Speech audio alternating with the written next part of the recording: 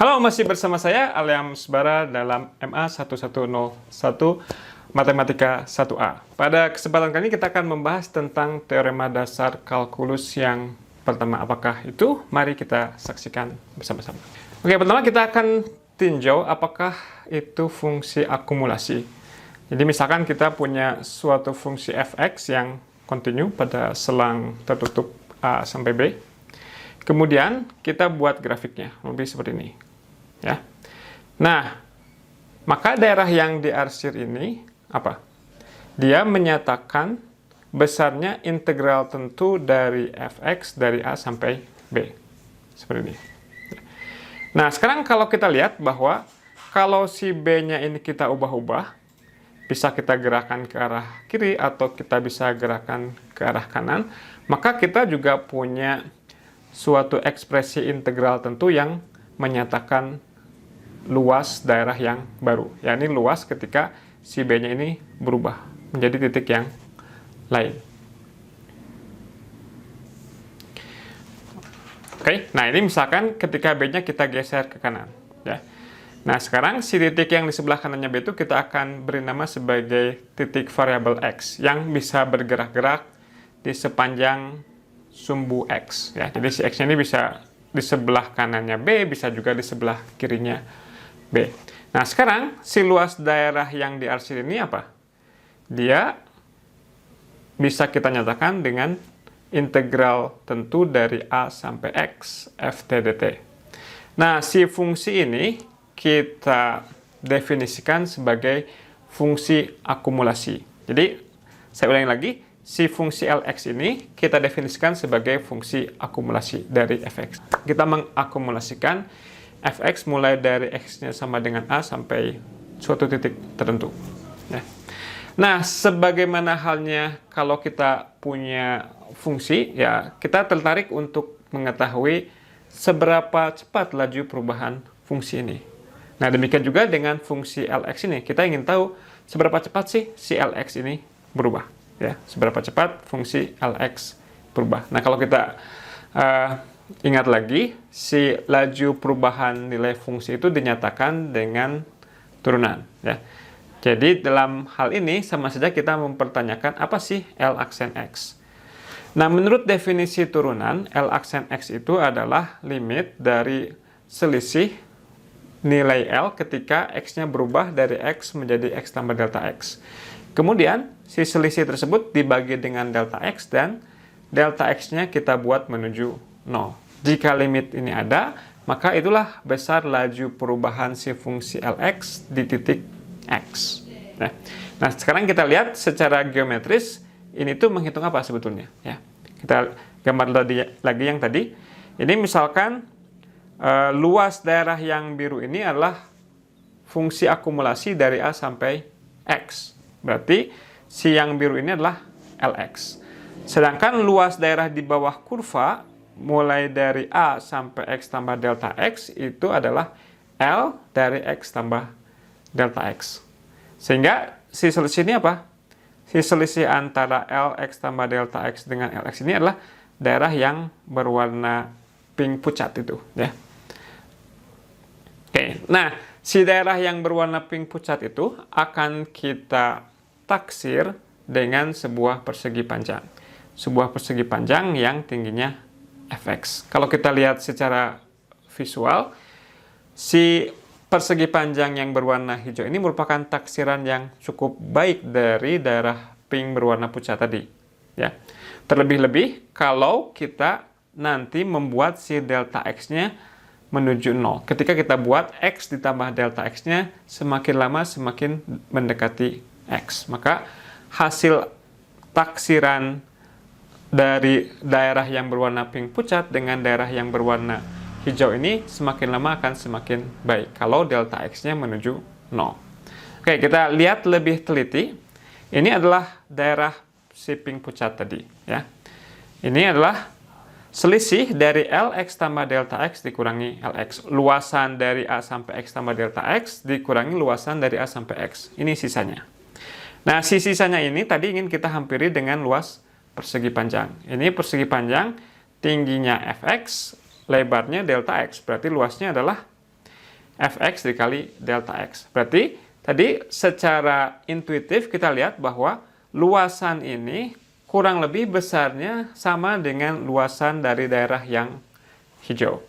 Nah, ini kalau kita tulis ulang, kedua ruas kita bagi dengan delta x, maka kita dapatkan hampiran dari ekspresi ini adalah fx. Dan tadi kita melihat bahwa hampiran ini akan semakin baik kalau delta x-nya menuju 0. Dan kita bisa bilang bahwa ketika delta x-nya menuju 0, mereka bukan lagi suatu hampiran, tapi nilainya persis. Jadi, dengan demikian, si limit dari ini nilainya persis sama dengan fx. Tapi, limit ini itu adalah L aksen x. Berarti ini menjawab pertanyaan kita tadi, laju perubahan nilai Lx besarnya sama dengan si fungsi fx. Atau ini bisa kita katakan sebagai laju dari fungsi akumulasi besarnya sama dengan fungsi yang diakumulasikan. Fungsi yang diakumulasikannya tadi kan adalah fungsi fx. Nah, ini yang kita peroleh secara intuitif ini tentunya bukan bukti yang formal. Untuk mengetahui bukti formalnya, silakan Anda membaca buku teksnya. Idenya kurang lebih serupa dengan apa yang disampaikan di video ini. Tapi ini merupakan kesempatan buat Anda untuk berlatih juga membaca buku teks ya. Jadi tolong Anda baca buku teksnya. Oke, nah ini saya tekankan lagi. Apa tadi hasil dari ini itu adalah apa? Laju perubahan fungsi akumulasi sama dengan fungsi yang diakumulasikan. Nah, itu kita tuliskan sebagai teorema dasar kalkulus 1. Misalkan kita punya f, fungsi yang kontinu pada selang AB, dan kita punya suatu titik variabel x yang berada pada selang terbuka AB. Maka, kalau kita akumulasikan f dari A sampai x, maka si lajunya sama dengan fungsi yang diakumulasikan. Jadi, secara simbolik kita tuliskan seperti ini. D per dx dari fungsi akumulasi sama dengan fx. Nah, pertanyaannya, apa bagusnya hasil ini sehingga dia disebut teorema dasar kalkulus? Teorema dasar itu harusnya kan teorema yang sangat-sangat penting dalam kalkulus. Ya. Oke, paling tidak ada dua hal yang bisa kita pelajari dari hasil teorema dasar kalkulus ini. Yang pertama, si pernyataan ini itu bisa kita tinjau dari sudut pandang antiturunan. Ini bisa kita baca sebagai kalau kita punya suatu fungsi fx yang kontinu, maka si fungsi tersebut punya antiturunan. Ya. Siapa antiturunannya? Antiturunannya adalah ini. Antiturunannya adalah fungsi akumulasi. Atau dengan kata lain, antiturunan dari fungsi kontinu fx adalah fungsi akumulasinya. Nah, mungkin Anda belum yakin juga, kayaknya nggak terlalu istimewa-istimewa amat hasil ini. Ya. Nah, kita lihat satu contoh lagi yang mungkin meyakinkan Anda bahwa si teorema dasar kalkulus ini merupakan teorema dasar yang sangat penting. Oke, si teorema dasar kalkulus ini bisa kita pergunakan untuk menghitung suatu integral tentu, membantu kita untuk menghitung integral tentu. Misalkan kita diminta untuk menghitung integral tentu dari 1 sampai 4 T pangkat 3 dt. Ingat, pada kesempatan kali ini, pada step ini kita selalu mendefinisikan simbol ini tuh sebagai limit jumlah Riemann. Jadi normalnya kalau kita diminta untuk menghitung ini, normalnya gimana? Normalnya selang 1,4 kita partisi, kemudian ambil titik sampel, kemudian hitung jumlah Riemann, kemudian dihitung limitnya. Itulah nilai dari integral tentu 1 sampai 4. Dan tentunya stepnya sangat banyak dan rumit. Ya, perhitungannya rumit. Nah, sekarang kita akan menunjukkan bahwa dengan menggunakan teorema dasar kalkulus yang pertama tadi, kita bisa menghindari perhitungan yang rumit tadi. Oke. Nah, gimana caranya? Pertama, kita pertanyakan apa antiturunan dari fungsi x pangkat 3. Ya. Pertama, menurut teorema dasar kalkulus, suatu fungsi yang kontinu fx, antiturunannya adalah fungsi akumulasinya. Berarti salah satu antiturunan dari x pangkat 3 adalah fungsi akumulasinya. Yang mana? Yang ini. Lx dari 1 sampai x, t pangkat 3 dt. Dia merupakan salah satu antiturunan dari x pangkat 3. Nah, si fungsi ini juga merupakan antiturunan dari X pangkat 3. Dari mana kita tahu? Ya, tinggal diturunkan aja. Coba kalau diturunkan, ini 1/4 X pangkat 4. Kalau diturunkan, jadinya 4-nya diturunkan. Jadi ini 1/4 dikali 4 X pangkat 4 kurang 1. Hasilnya persis X pangkat 3. Berarti apa? Berarti baik Lx maupun Fx, dua-duanya merupakan antiturunan dari X pangkat 3. Nah, menurut teorema yang kita pelajari di bab sebelumnya, sebagai salah satu konsekuensi dari mean value theorem, kalau kita punya dua fungsi yang keduanya merupakan antiturunan dari fungsi yang sama, maka haruslah selisih keduanya merupakan suatu konstanta. Atau bisa kita tuliskan, Lx dikurangi Fx ini pastilah dia merupakan suatu konstanta C. Nah, ini berlaku untuk setiap X. Karena berlaku untuk setiap X, berlaku juga ketika X-nya sama dengan 1. Berarti khususnya L1 dikurangi F1 itu nilainya sama dengan C. Tapi, coba kita perhatikan L1 itu apa? L1 itu kita masukkan X sama dengan 1 ke fungsi L. Berarti integral dari 1 sampai 1. Apa integral dari 1 sampai 1?